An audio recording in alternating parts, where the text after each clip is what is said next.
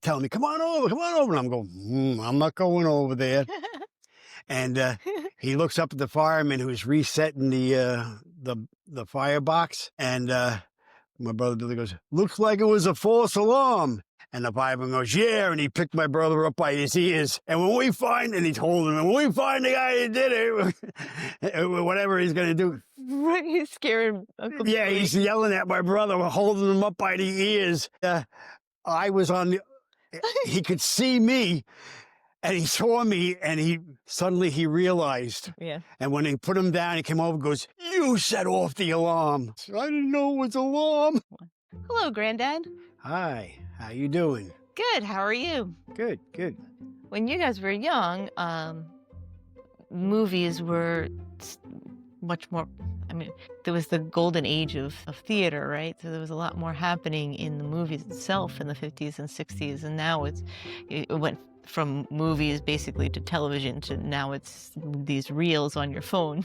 Yeah. But there was a time when everybody would go to the theater and movies would come out very often, Right. like new releases. We went actually to movies quite a bit. We'd walk downtown. It wasn't far. I mean, we used to walk to school, and when I think it was probably less than a mile walking to school. I don't really know. Could it be a half mile for all I know? It seemed bigger when I was little. But the movie theater was about the same distance. You didn't turn. To go to the school, you had to turn, make a couple turns. If you got out to College Point Boulevard, you just walk straight down there past the public school and right to the movie theater, and then the downtown area, which was very small. But they had a movie theater there, and we used to go to the movies quite a bit, like maybe once a week. They're only a quarter. And then You get a double feature.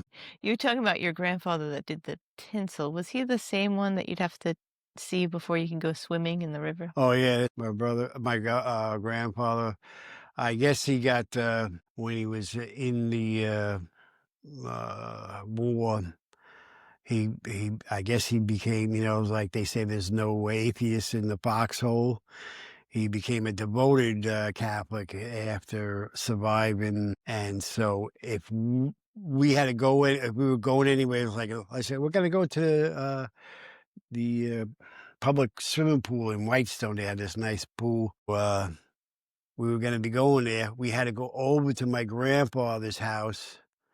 And he'd take out his rosary and his thing. And he had holy water. He had holy water on his house. So you know how you go in the Catholic Church, you take holy water.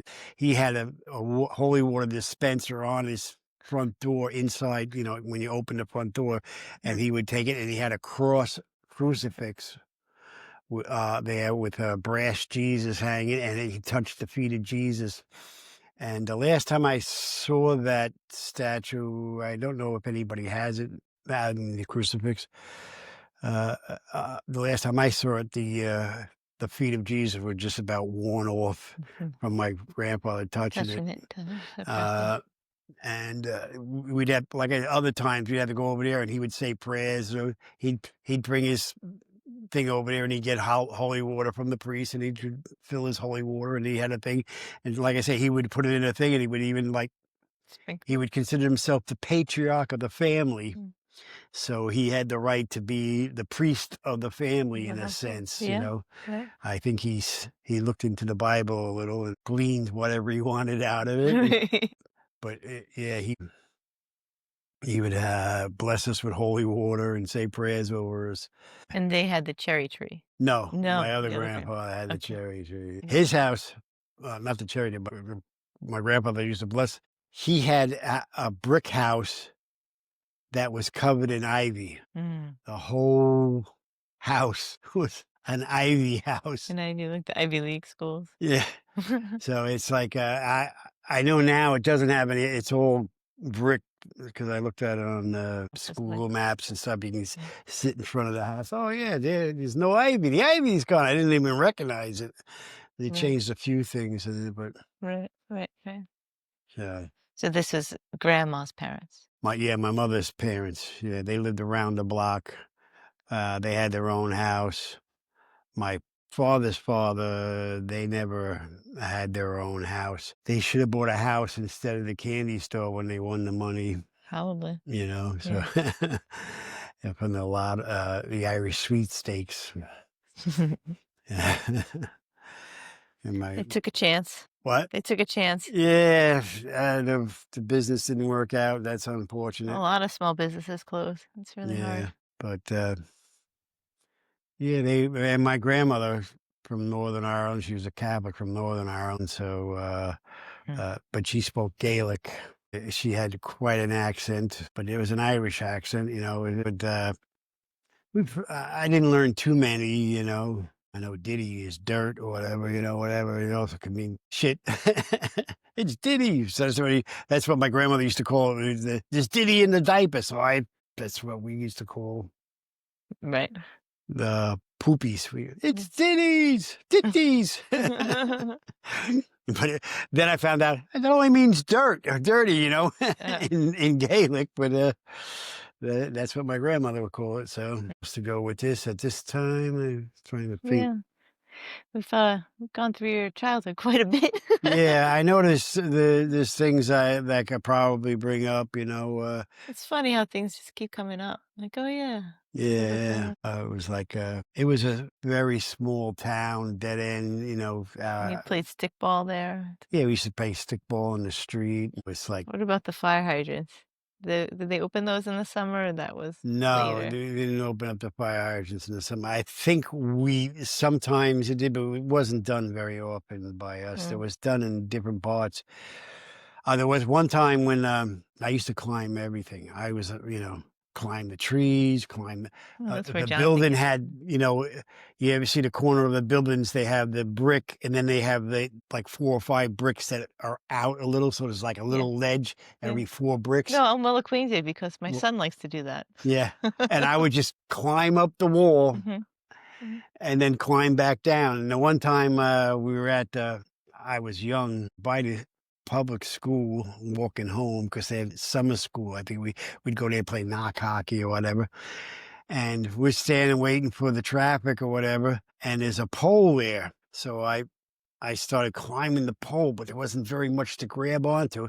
And there was this little red box with a white handle on it. So I just reached up there I couldn't read. I reached up there to grab this thing so that I could pull myself up. And as I grabbed it, I, I fell down to the ground, and the thing went, and it set off an alarm. It didn't make noise there, Mhm.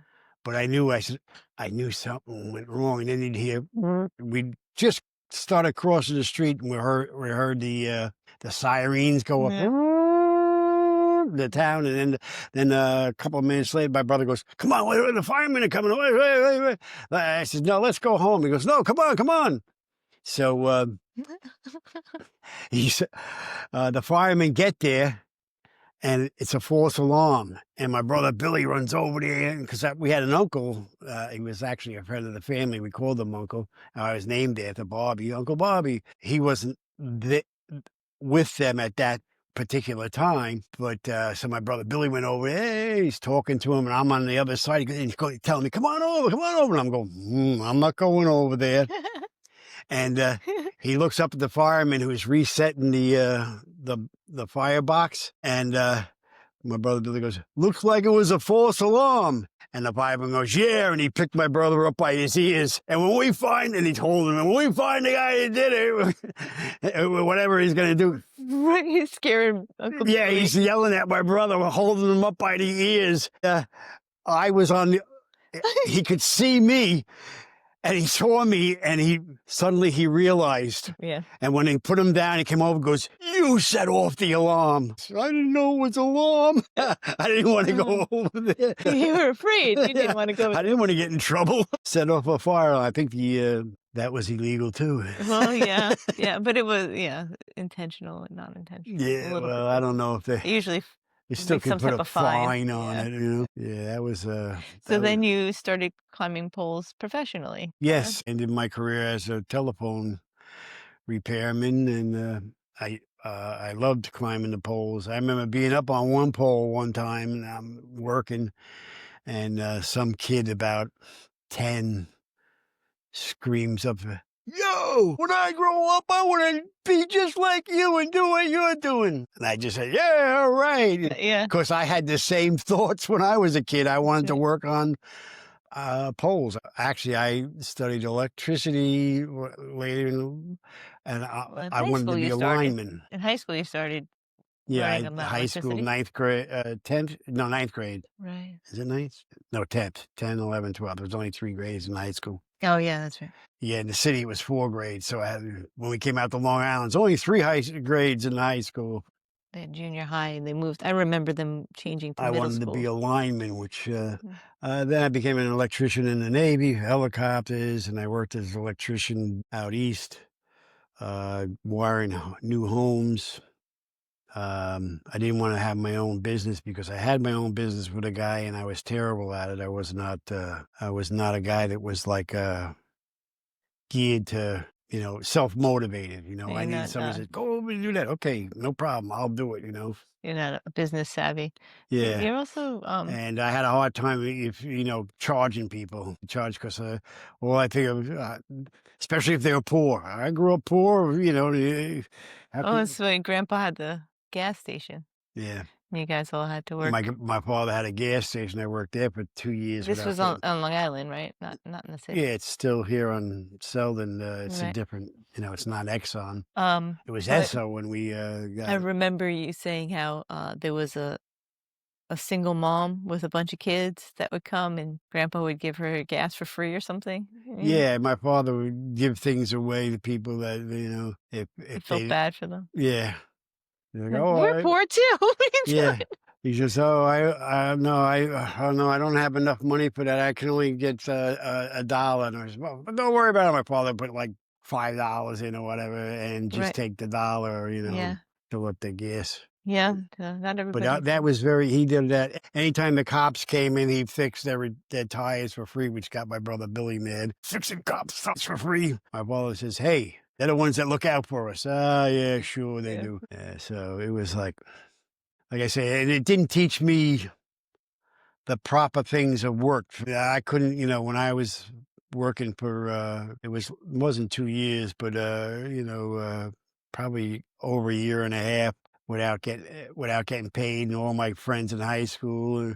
My brother Billy was like, anytime he'd fix a tire, he'd put the money in his pocket because if I nobody get was something. there, we're at night, they come in, yeah, I got a flat tire. Yeah, my father goes, oh, fix it, boom, boom, boom, fix it, and send him on the way. Took the $1.50 for the repair, and then 50 cent or a quarter for a tip, Right. and he would pocket the whole thing Right. because he's not getting paid. He's not getting paid. That was the And point. I didn't understand why he wouldn't let me do it. When he was there, he would not let me do any flat tires. Didn't find out later that, of course, he was keeping the money. He didn't want to even share it That with was me. his own. That was his only income. And me, I would like if everybody was at the gas station, it's pain. It's like my mother would be there, my father was there, my brother, my cousins, even my grandmother started coming, and they had these vent pipes going up the back of the gas station. They're still there. And when I wanted to hide, I would just go into the back, climb up the vent pipes, and sit up on the roof. And I'd be up on the roof, and then I would sing this "Up on the Roof," and who was that? The Tops.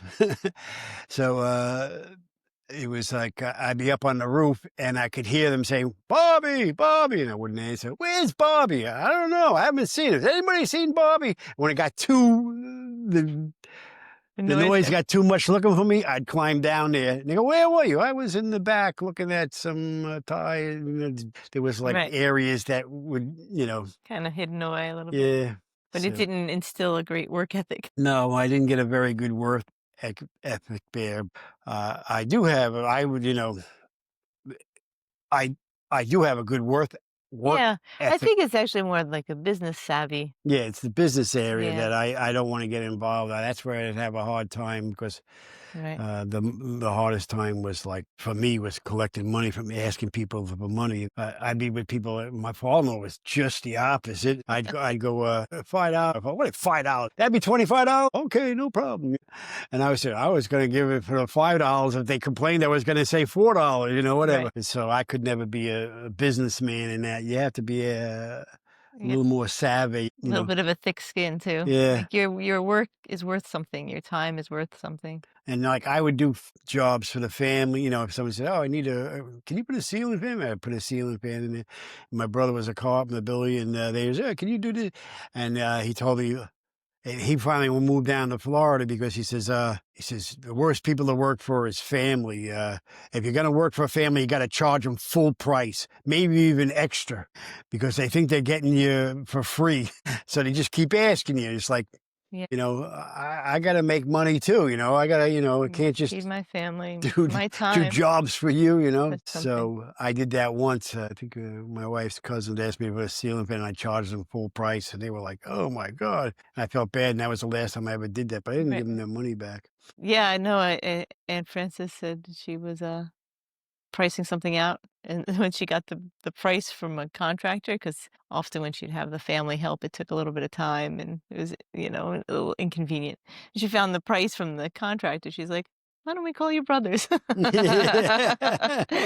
it was, Yeah, right, right. yeah, I realized it is actually Yeah, it's very expensive. expensive. Yeah, This stuff. and it can't be outsourced, right? What? It's physical labor. All right. Yeah, right, yeah, you don't have somebody from a different place doing that. It's a high demand right now. Yeah, I don't understand why people don't. There aren't more people into The trades. the trades. Yeah, Yeah. maybe there are. I'm out of it. I've been out of it for 25 years because retired 10 years, but I was in the phone company for 15 years. I realized I don't have a retirement plan. Mhm. I actually tried to do it years earlier. I think when who was the Republican that was I think he was a Republican governor of New York, Potamkin. Pataki? What? Tacky? Tacky. Yeah. Friend across the street. He worked for the phone company. He was putting in my resume. Today, throw him away. So he'd put a new resume in every month for me, so it'd be on the top. Sam, it No was the problem. railroad. Did I said phone? Yeah. I meant railroad. Okay, the railroad company. I got into the phone company. So so I had gotten a call from them. Phone company or rail company? This is long before the phone. This is like 5 years Rail. before I worked for the phone company. Got a call back from them, like they want to come and do an interview with me. And then the next week, it was like in couple of weeks or something like that. The next day or two, wasn't even a week later. Pataki came out. He goes, "I don't want this to impact the election, so I'm going to freeze all hiring on the railroad." And he froze all hiring. So then and I was out. It's like, thanks, Keith. You know, I had a job, Yeah. and we're freezing all of it. There will be nobody hired now Mhm. for whatever. Well, there was a lot of waste and abuse at the Long Island Railroad that Right. needed some cleaning up. And so then when a couple of years later, the phone company was hiring, and I took their test and I passed everything, and they called me in. They sent me a notice saying, "Would you like to work here?" And they said like I'd be working in the city or something like that, starting at like $7 an hour at a temp. I says, "No, I don't want to do that. I can't do that." And then they go, "How about Riverhead for $7 an hour?" "No, I can't do that. I'm not doing that." And for 3 years, they tried to hire me, and I was trying to get, and then I spoke to people about, say, "Well, what's the deal? You come in, you get temporary pay, maybe maybe $9. I can't remember what exact. What? It was 7, and, I said, "I can't live on $7 an hour." I was making like, $20 an hour at the time in construction. Top pay of the phone company was almost $30 an hour. So I kept saying no, no, no. And then they said, "This is your last opportunity. You want this job or not?" And I said, "No." I said, "Oh, I guess I'm not going to be working for the phone company." And then a month later, they sent me a notice saying, "We'll hire you. Uh, Start off permanent. You'll be on probation for 6 months, but you'll be a permanent hire, and you'll start at 3 years' pay," which was like just under $20 an hour. I said, "Sounds good to me. I'll take that one." So Right, right. So it worked I out. I took that and got a 401k and a Pension, retirement plan from them. So health it was like insurance. Yeah. the Health insurance is what? the health insurance as well. And health It's a insurance. good So it was like the best thing that could have happened to me. I sort of fell into it. I was 50 years old and now I'm climbing poles. time. And that was the thing. I had no problem with it. It's something I always want to do, but I never really did it. I think I might have done it once playing around, Mm. but anyway, not very good. So they had us, we had to climb the pole 18 feet high. And then we'd had to do a little work up there, and then we'd have to go around the pole and then climb down the pole.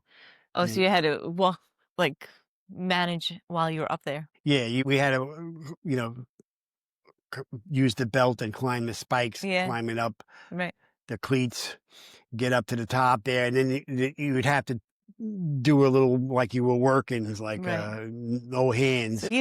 Jonathan has one of those sets, right? The what? The cleats with the belt. Yeah, 'Cause Rob got it for him for Christmas one year. I said, "Rob, what do you" he was, like, 13. Rob got them. And he's like, "It was on his wish list." Was it? Yeah. It's what he wanted. They have different types of cleats now. I don't know if but the loggers now, they use Yes. toe cleats It's instead a of logging one. it's not the heel, but it's the what's that part of The arch. the Goes in the arch, arch, yeah. the arch spikes instead of the Yeah, toes. I see the toes; they look like they were a lot easier and better, but right. yeah, that's where kids failed out. There was a couple of people who failed out of the school because they couldn't Stay up keep there. they couldn't keep cleats and the belt to climb up the pole. I mean, you climbed up. Your belt was on the side. You climbed up Oh, okay. And with your then you hands, strap the belt and then you strap yourself around. I think but when you're coming down, you use to the belt. the belt the whole way. Especially if you slipped out. If you slipped out, you slid down the pole, and you usually wind up with The rest. couple of splinters that you had to wear long sleeve flannel. You want some protection on your yeah, and then I was going to be installation and repair, and while I was there, the guy who was teaching us, he was a lineman. He goes, "Hey, why don't you join the lineman?" Everybody there, he said, I was really good at with the cleats. He says, "Why don't you?" And it was like I said, I never really did cleats, but I was a climber, so Right, right. it was like I loved it. I was like, ah. Oh yeah, that's the other thing. We had to climb up there and then throw. We had a ball. We had to throw. There'd be two guys on. Up in the pole with You had to throw a ball at each other, and then you had to throw a ladder on the midspan of a wire between okay. two poles. You're in the wire. You had a strap on. Then you had to there was a guy on another one on the other side, and you were throwing the ball back and forth to each other. Right. This is to get you used to Being in those being hands conditions, who free up knows? there, Yeah, yeah. But that's where a lot of people failed out of the school. It wasn't uh, The the test, work so yeah. much. But you had to be prepared for extreme weather, things Yeah. that happen. Yeah, you had to work in the weather. That was always fun. The worst was a cold Cold. rain. Sorry, I I see. loved it. I thought wind. Wind. If it was too windy, you didn't climb, because you couldn't It's climb the not safe. pole if it was too windy. If you had to work in the rain, even if it wasn't a heavy rain, it was a pain. Snow never bothered me. I Mm. could put on enough. Actually, I like the snow better than the heat because, the You have heat, to you're in the clothes anyway. sun, you're sweating, Right. In the winter, I just put another Layer. jacket, whatever on. I had like long johns and thermal. I could probably be in the stuff that I wore at times. I'd probably be in the Arctic. I had a pair of boots that were rated for, I think I still have them somewhere, like minus 50 or something like that, or Right. minus 20. I can't remember. Right. But Right. and I was out there one day in my all geared up, and there was like three trucks facing each other so they could talk, kind of like they had it so a triangle, and I walked right into the middle of it in the middle of the coldest day in the year, and I'm talking to the guys, and they're in their vans with their heat on the window, and I'm like, the only thing that was exposed was my face, Right. and that didn't bother me so much. Right. They said, "Aren't you cold?" I said, "No, I'm Just toast." just stressful. When I we were was, in, Sweden, they had an expression, "There's no such thing as bad weather, just bad preparation." yeah, that's what it is. Yeah, Yeah, if you but kind prepare of. right, It's yeah, bad weather. I think it's yeah. bad weather. The rain is bad because you, you had to work. Ah, yeah, You couldn't climb up above. You couldn't work on a box up above it. It right. was like Mm, it- too dangerous? yeah, because you're Or now into the because you're above the cables. There's the electric. There's um the phone? the phone cable, the TV cable, cable TV, and then the Electric. 220, 110 electric, and then above there is the high voltage electric above that. It was very difficult to work above. So you were in the rain, the rain just went Just right down, into you. Yeah, yeah. down your shoulder, down your, wherever it could get in. Right. I tried to close up. I would like tape the face up, Yeah, yeah, but the rain was the worst. right. But if you prepared really well for it, you could be all right, But but then it's crazy that you tape yourself all up, then you have to on tape when you go into the To the people's bathroom. house, you know. But, Yeah, so I think we need to wrap up. Maybe okay. someday we'll get to your Navy stories. Yeah, we'll get into the Navy. I'm gonna see if I can watch some of these, and so I can like see See what what we're talking about. yeah, What see happened? what I yeah, what I said. I can't remember what I said today. But we have spent quite a bit of time, in your childhood and a lot of college points. So, Yeah, I yeah. figured get that out first. Your grandfather's finger. I did have to do that. Well, Uh, you wanna talk about is this my father used to the phone? point with his finger. He'd be pointing at you. I want you kids. He didn't, it was not polite to point at people, supposedly. But my grandfather, what happened was my grandfather, he had a broken finger that he could not bend. So when he would talk to you, he would be like this. Well, He's always giving you the and finger? we didn't know at that time what it was, like, until we were like 10, 11, that we started and I remember being at the gas station with some kids from high school, and we did something, and my father was, like, out there scolding all of us, me, my brother, and, like, 2 or 3 friends from school, and my father's there like this, and then one kid hits my brother. Billy goes, "Your father's giving us the finger." And my brother goes, "Yeah, but he doesn't know he's giving you the finger." He just learned it from his father. Right.